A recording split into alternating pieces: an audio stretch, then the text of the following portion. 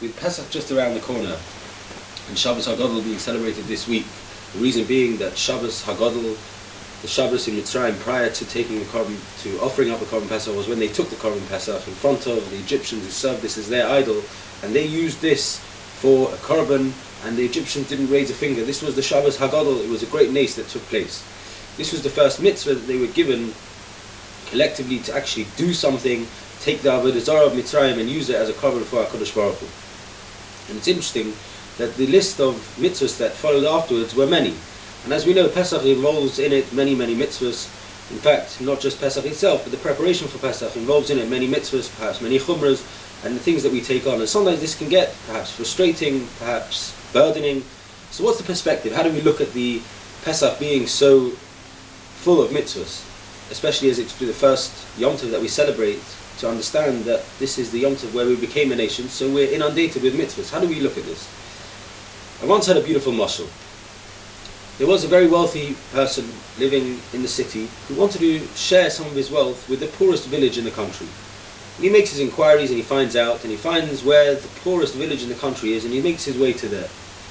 When he gets to this village, upon arriving, he looks at who's around, and he calls on a gentleman, and he says to him, I would like to please have a meal from someone here in your village, and I'm prepared to pay, and he shows him a gold coin, 5 of these for every single detail in the meal.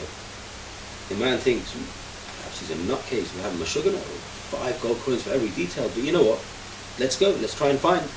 And he goes from house to house, and every house that he tries at, every shack that he visits, they say, don't be stupid, no one's prepared to give 5 gold coins for every detail of the meal, and his request fell on deaf ears.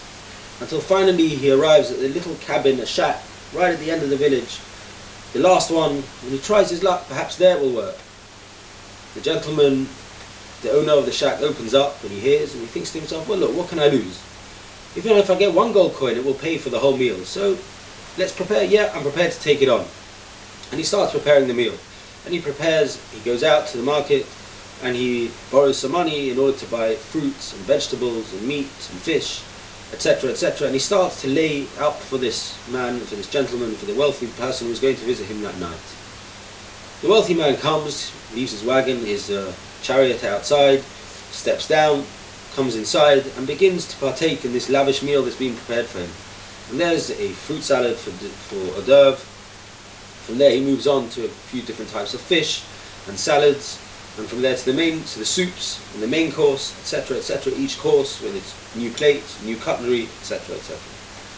At the end of the meal, he goes to rest on the freshly prepared hay that's been prepared for him.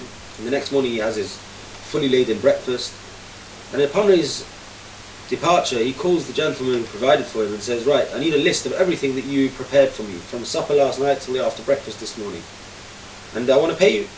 So the fellow thinks, wow, it's actually happening. So he says, well, I prepared for you a fruit salad, and then I prepared different types of fish, and then there was soup, and then there was some meat, some chicken, and a dessert. So it's about 6 things. The wealthy person says to him, no, 1 minute. The fruit salad contained how many fruits in it? 6 different fruits, right? That's 6 things. And the fish, what did you prepare the fish with? Which spices did you use? Which dressing did you use for the salads? What vegetables did you use in the salads? Everything has to be written down as its own detail. And the cutlery at each course, and the different plates, and the different cups, etc., etc. I want you to list everything out, and when I've got that full list, I'm going to give you 5 gold coins for every single little detail. Say Chazal, HaKadosh Baruch Hu wanted to give us opportunities to have zechusim, to have zechuyos. Lefichach hirba lahem Torah mitzvahs, and therefore He inundated us with Torah and mitzvahs. And HaKadosh Baruch Hu wants to give us the opportunity to do more and more mitzvahs, to learn more and more Torah.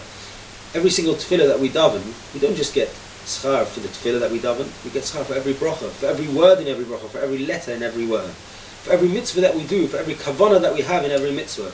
And in the run-up to Pesach, where we prepare ourselves to see that we are the Am HaNivcha, the ones that were chosen to be taken out of Mitzrayim and become Klal Yisrael, we celebrate it by realizing that we can perform more and more mitzvahs, and every single detail of every mitzvah is for us as a zechus. May we be zoche this year still to be able to bring our Korban Pesach in the Beis HaMikdash and join together with the whole of Klal Yisrael in celebrating Pesach in Yerushalayim.